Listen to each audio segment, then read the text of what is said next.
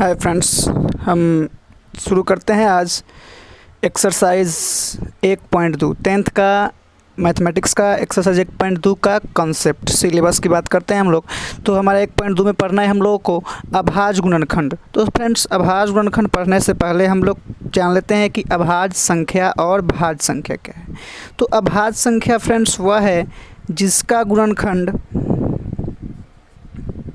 अगर हम उसको तोड़ें, गुणनखंड करें, तो वह क्या क्या आनी चाहिए। तो एक आनी चाहिए और स्वयं आनी चाहिए।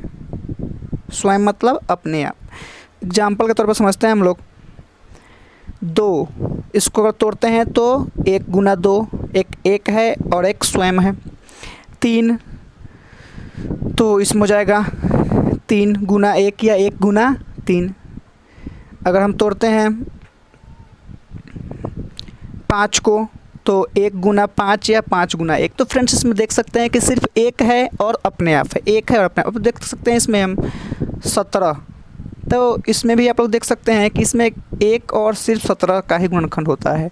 इसका मतलब ये है कि जो संख्याओं को हम गुणनखित करेंगे उसमें एक आए और अपने आप आए, यानी कि एक से कटे और अपने आप से कटे, उसी संख्या को हम लोग मानेंगे अभाज्य संख्या।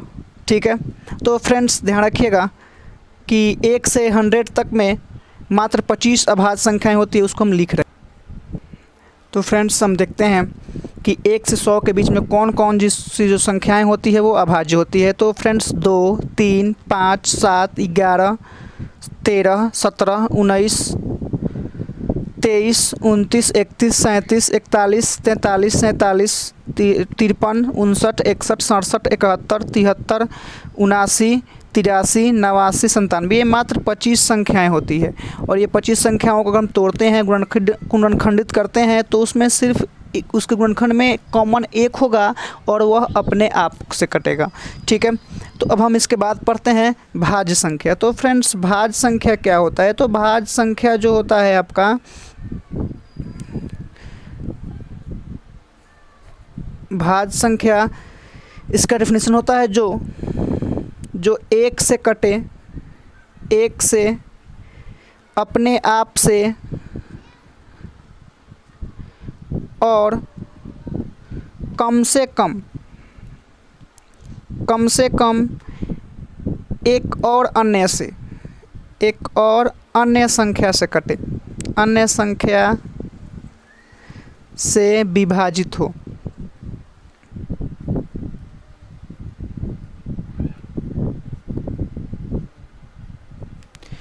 ठीक है। मतलब कि ये संख्या जो होती है कम से कम 3 संख्या से कटनी चाहिए भाज्य संख्या। एग्जाम्पल्स हम लोग ले सकते हैं यहाँ से।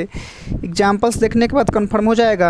अगर हम 4 लेते हैं तो 4 किससे किससे कट सकता है, 1 से, 2 से, 4 से। तो कितना हो गया, ये 3 हो गया। ठीक है। अगर हम 6 लेते हैं तो ये कटता है 1 से, 2 से, 3 से और 6 से। अगर हम लेते हैं 30 तो 30 किससे कटता है, 1, 2, 3, फिर 5 से कटता है, 6 से कटता है, 10 से कटता है और फिर 15 से और फिर 30 से। तो फ्रेंड्स, ये जो है आपका 2 से अधिक बार से कट रहा है, 2 से अधिक संख्याओं से कट रहा है। एक से, एक अपने आप से और एक कम से कम एक और अन्य से, और ज़्यादा से ज़्यादा और भी किससे कट सकता है। तो हम उस संख्या को मान सकते हैं भाज्य संख्या। ठीक है फ्रेंड्स, हमारे पास सवाल है 35 का अभाज्य गुणनखंड करें। तो हमें इसको अभाज्य गुणनखंड करने के लिए हमें क्या करना होगा। तो 35 को हम इस प्रकार से एलसीएम विधि से लिख सकते हैं और इसको कट करेंगे। तो 1 से नहीं कट करते हैं हम लोग, 2 से ये कट नहीं होगा, 3 से नहीं होगा, 4 से नहीं, 5 से होगा। ठीक है। तो 5 सत्ते 35 फ्रेंड्स, ये और भी किसी से नहीं कट पाएगा। ठीक है। तो इसको हम लोग लिख सकते हैं 5 गुना 7, यानी कि 35 बराबर 5 गुना 7 लिख सकते हैं। ठीक है। अगर इसी को कहे कि घातों के रूप में लिखिए, अभाज्य गुणनखंड के घातों के रूप में, अभाज्य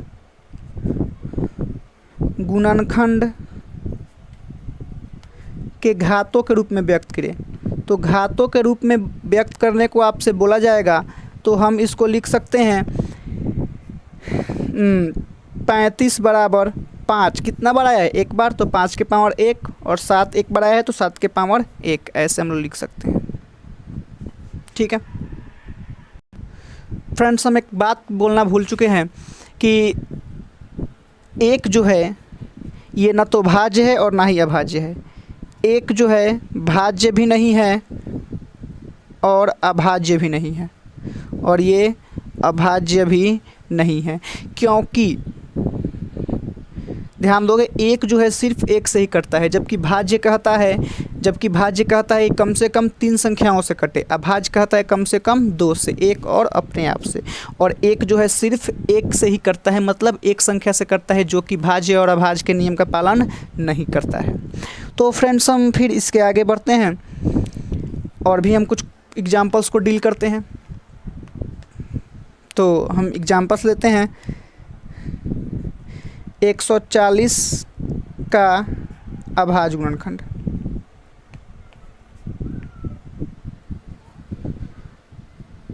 तो इसको अगर हमें करना होगा तो 140 को ऐसे लिख सकते हैं हम लोग।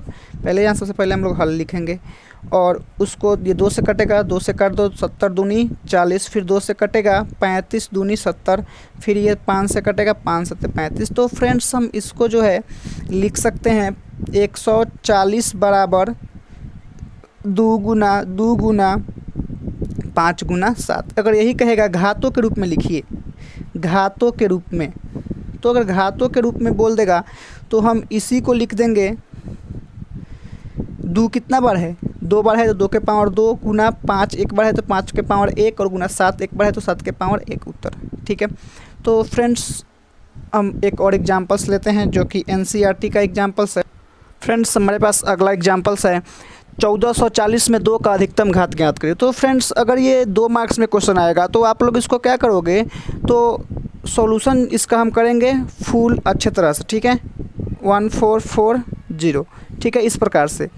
तो 2 से अगर हम इसको कट करते हैं तो कितना हो जाएगा, 7 दूनी 14, 2 0 720, फिर 2 से कट करेंगे 360 दूनी 720, फिर 2 से कट करेंगे 180 दूनी 360, फिर 2 से कट करेंगे 90 दूनी 180, फिर 2 से कट करेंगे 45 दूनी 90, फिर इस 3 से कट हो जाएगा। ठीक है, तो 15 3 45, फिर 3 से कट हो जाएगा 5। तो इसको जो है हम लोग लिख सकते हैं 1440 बराबर 2 गुना 2 गुना 2 गुना 2 गुना 2, 5 बार आया हुआ है, और गुना 3 जो है 2 बार है, और गुना 5। ठीक है, तो अब जो है इसको हम घातों के रूप में अगर हम लिखना चाहते हैं इसको तो लिख सकते हैं घातों के रूप में। फ्रेंड्स अगर घातों के रूप में नहीं कहेगा, सिर्फ बोलेगा अभाज्य गुणनखंड करें, तो आपका आंसर यहीं तक हुआ। ठीक है, अगर घातों के रूप में पूछेगा तो कितना हो जाएगा, 2 कितना बार 5 बार है तो 2 के पावर 5, गुना 3 कितना बार है 2 बार है तो 3 के पावर 2, और गुना 5 एक बार है तो 5 के पावर 1, ये उत्तर होगा। हमसे क्वेश्चन पूछा गया है 1440 में 2 का अधिकतम घात क्या होगा। तो इसमें 2 का अधिकतम घात आप लोग देख सकते हैं कितना है, तो इसमें 2 का अधिकतम घात जो है, 2 का अधिकतम घात आपको कितना दिखाई दे रहा है, 5। तो हम लोग यहाँ से लिख सकते हैं 2 का अधिकतम घात बराबर 5। ठीक है फ्रेंड्स, हमें इसके आगे पढ़ना है सह अभाज्य संख्या।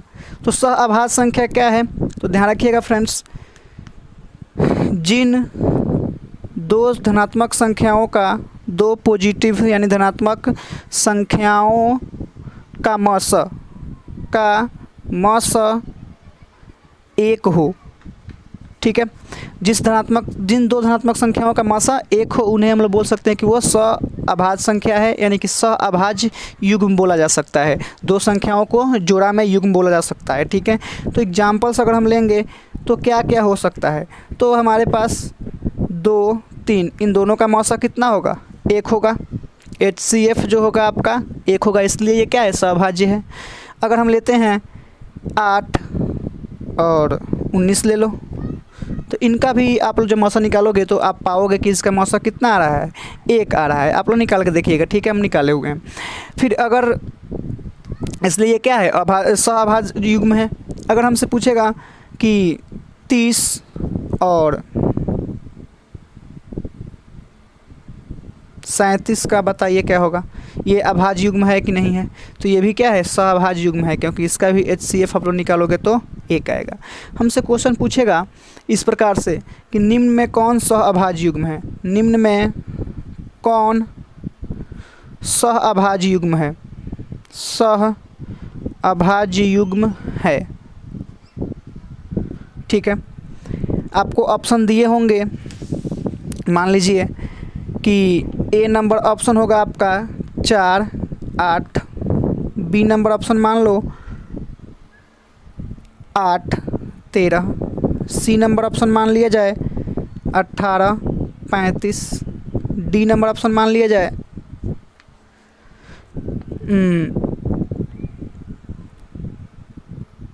2, 5। तो अब देख सकते हैं 4, 8 का HCF जो होता है 4 होता है, इसलिए क्या है, ये सहअभाज्य नहीं है। फिर 8, 13 का ये 1 होता है, इसका HCF जो होता है 1 होता है, इसलिए ये सहअभाज्य है। फिर 18, 35 का भी HCF 1 होता है, इसलिए ये भी सहअभाज्य है। 2, 5 का भी HCF 1 होता है, इसलिए ये भी सहअभाज्य है।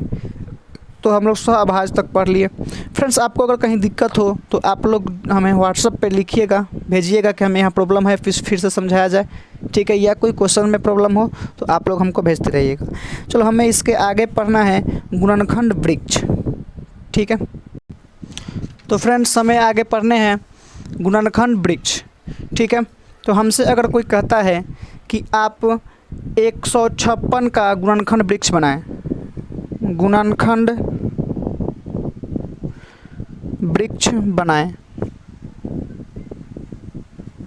ठीक है, तो हम सबसे पहले इसका जब हल करेंगे तो क्या होगा, तो होगा बस यही कि हम लोग जो है 156 को सबसे पहले एक कोष्ठक में यानी कि बंद बिल में लिखेंगे। ठीक है, डब्बा में, और इससे 2 तीर लेंगे। ठीक है, तो ध्यान रखिएगा 156 को हम सबसे पहले किससे काटते हैं, 2 से। चलो हम इसको पहले इधर काट लेते हैं। ठीक है, 156 को हम लोग पहले इस इधर डिवाइड कर लेते हैं कि कैसे कैसे होगा। 2 से कट करोगे 7 दूनी 14, 8 दूनी 16, 78 हो जाएगा। फिर 2 से आप लोग कट करोगे, सत्य है, हाँ, 7 दूनी 14, 8 दूनी 16। फिर इसको 2 से कट करोगे 3 दूनी 6 और 9 दूनी 18। फिर इसको 3 से कट करोगे तो 13 तियाँ 39। हमारा इतना पार्ट सारा है। ठीक है, तो सबसे पहले किससे काटें आप लोग, 2 से। तो हम लोग इधर 2 को क्या करेंगे, डब्बा में लिख देंगे। और फिर यहाँ गुना कितना, तो 78 बार में कटा हुआ है, तो यहाँ 78 को लिख देंगे डब्बा में। फिर अब क्या होगा, तो अब 78 को काटने हैं हम लोगों को, तो 78 को फिर किससे काटा गया है, 2 से। ठीक है, तो 2 से कट कर देंगे और फिर 78 को काटे तो कितना, 39 है, तो गुना 39 को फिर हम क्या करेंगे, डब्बा में लिख देंगे। फिर इस डब्बा में और भी कटेगा तो काटिए, कितना से कटा है, 3 से, तो 3 और गुना आया कितना है, 13। ठीक है, तो इस प्रकार से जो है हम लोग गुणनखंड वृक्ष बना सकते हैं। ये आपका उत्तर रहा। ठीक है फ्रेंड्स, इस प्रकार से बहुत सारी क्वेश्चंस आती है। जैसे यहाँ पे क्या करेगा कि आपको ये नहीं देगा और ये नहीं देगा और बोलेगा कि आप यहाँ बताइए। यहाँ इसके स्थान पर बोल देगा कि मान लो कि आपका ए है, यहाँ मान लो बोल दिया बी है, तो आप ए और बी का मान बताइए। तो आप फ्रेंड्स बता सकते हैं आराम से ए बराबर क्या होगा। तो ए बराबर जब हम इसको 2 से काटेंगे तब ना 78 आएगा, तो यहाँ पे ए का मान कितना हो जाएगा, 2। फिर यहाँ बी का मान हमसे पूछेगा तो क्या करेंगे, तो हम 2 से काटेंगे 78 को, तो 78 को 2 से काटेंगे तो कितना आएगा, 39 आएगा। तो बी बराबर कितना हो जाएगा, 39, सीधी बात है। ठीक है, तो हम लोग ऐसे भी हल कर सकते हैं, डील कर सकते हैं। ये उच्च कोटि के प्रश्न आएंगे आपको, के सिन्हा बुक में आएंगे। ठीक है, एनसीईआरटी में ये वाला क्वेश्चन नहीं दिखाया गया है। ठीक है, तो हम इसके आगे पढ़ते हैं। फ्रेंड्स, हमें इसके आगे पढ़ना है अभाज्य गुणनखंड विधि से HCF और LCM। ठीक है, हमारे पास क्वेश्चंस है 96 और 404 का HCF और LCM क्या होगा। ठीक है, तो फ्रेंड्स हम इस क्वेश्चन को डील करने से पहले हम एक कंसेप्ट पढ़ते हैं कि अभाज्य गुणनखंड विधि से HCF की परिभाषा क्या होगी। ठीक है, तो फ्रेंड्स HCF की जो परिभाषा होगी ये होगी महत्तम गुणनखंड।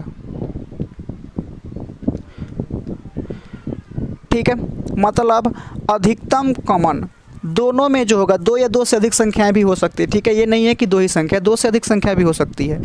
तो अधिकतम कॉमन जो होगा सभी संख्याओं में, वही जो होगा आपका क्या होगा, HCF होगा। ठीक है, जैसे हम लोग यहाँ से निकालते हैं इसको, 96 को अगर हम कट करेंगे, अभाज्य गुणनखंड करेंगे तो क्या होगा आपका, देख सकते हैं 2 से कट करेंगे 48 दूनी 96, फिर 2 से कट करोगे 24, फिर 2 से कट करोगे 12, फिर 2 से कट करोगे 6, फिर 2 से कट करोगे 3। ठीक है, चलिए फिर तो हम इसको लिख सकते हैं 96 बराबर 2 गुना 2 गुना 2 गुना 2, आपका 5 पर 2 है और गुना 3। ठीक है,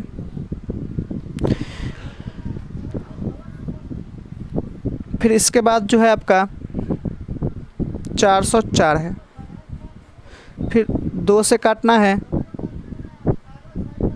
202,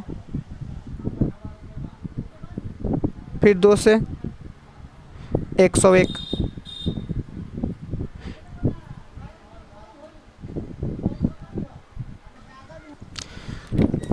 फ्रेंड्स तो यहाँ पे हम लोग का 404 का जो है गुणनखंड आ गया है। 404 बराबर 2 गुना 2 गुना 101। तो हमारा HCF जो हम पढ़े थे कि महत्तम गुणनखंड यानी अधिकतम कॉमन, जो अधिकतम कॉमन होगा वही यानी कि हम लोग क्या कर सकते हैं वही उसका HCF होगा। तो इसमें कॉमन मिलाएंगे फ्रेंड्स। ठीक है, हमने निकाला हुआ है 404 का 2 गुना 2 गुना 101, इसमें 2 गुना 2 गुना 2 गुना 2 गुना 2 गुना 3। तो देखिए इसमें 2 को 2 जो है 2 को 2 इसमें क्या है कॉमन है, तो यही जो होगा HCF बराबर जो होगा आपका कॉमन संख्या। कॉमन संख्या कितना है 2 गुना 2 दोनों में है, तो ये 2 बराबर 2 गुना 2 बराबर 4 आंसर हो जाएगा। ठीक है, HCF जो होगा आपका 4 होगा। अब LCM के बारे में हम लोग पढ़ते हैं कि गुणनखंड विधि से जो है LCM कैसे निकलता है। तो LCM फ्रेंड्स वो निकलता है कि अधिकतम कॉमन और गुना शेष गुणनखंड।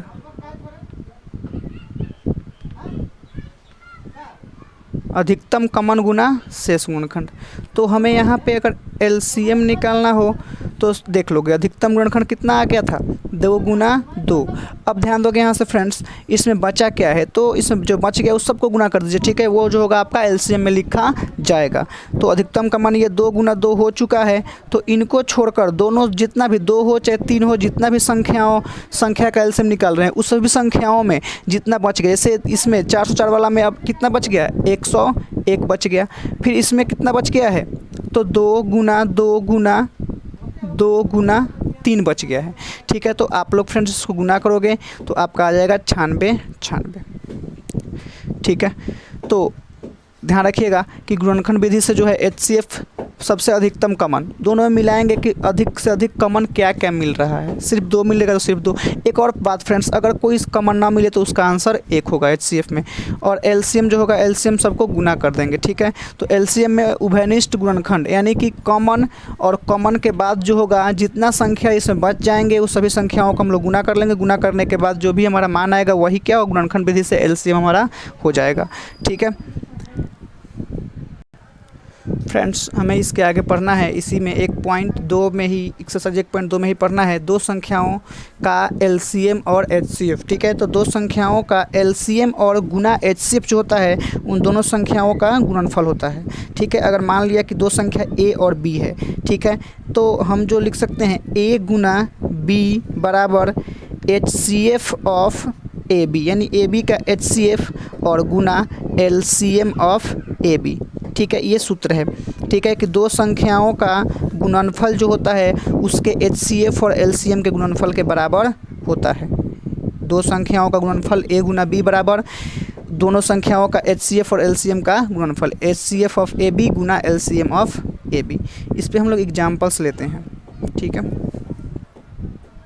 फ्रेंड्स, हमारे पास क्वेश्चन है कि यदि HCF ऑफ 306 और 657 इक्वल 9 तो LCM ऑफ 306 और 657 इक्वल 1। तो फ्रेंड्स इसमें क्वेश्चन ये होगा, कभी कभी कोई संख्या नहीं दिया होगा HCF और LCM दिया होगा, कभी कभी HCF दिया होगा LCM नहीं दिया होगा, दोनों संख्याएं दी होंगी। ठीक है, तो हमें क्या करने हैं, हमें मानने हैं यहाँ जो है इसको मानने हैं A बराबर 306 और B बराबर 657 और तुरंत हम लोग को जो है सूत्र लगा देना है A गुना B बराबर HCF ऑफ AB और गुना LCM ऑफ AB। ठीक है।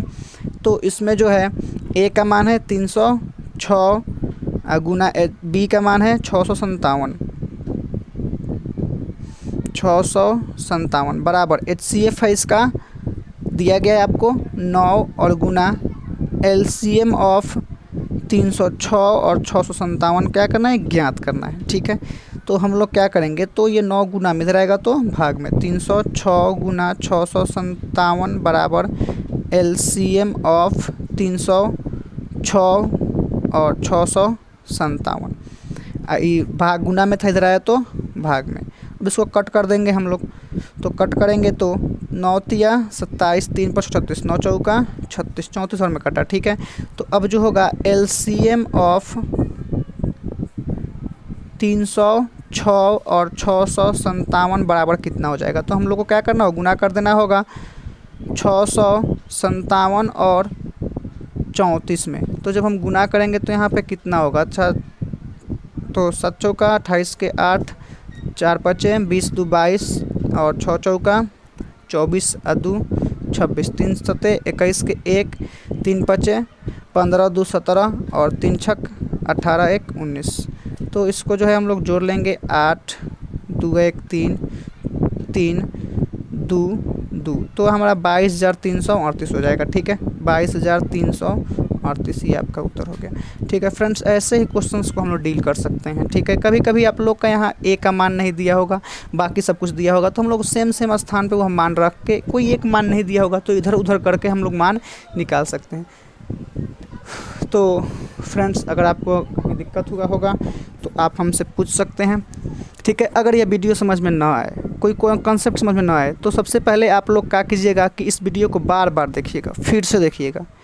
ठीक है, उसके बाद ना समझ में आए तो हमारे डिस्क्रिप्शन में व्हाट्सअप नंबर होगा, उस व्हाट्सअप नंबर पे आप हमको कोई क्वेश्चन या कोई कॉन्सेप्ट नहीं समझ में आया होगा तो हमको आप बोल कर या लिख कर भेज दीजिएगा, हम उसको फिर से समझा के आपके व्हाट्सअप पे सेंड कर देंगे। ठीक है फ्रेंड्स, आप हमारा सपोर्ट कीजिएगा, चैनल को सब्सक्राइब अगर नहीं किए हैं तो चैनल को सब्सक्राइब कीजिएगा और लाइक कमेंट्स करते रहिएगा ताकि हमारा हौसला बढ़ता रहे। Thank you.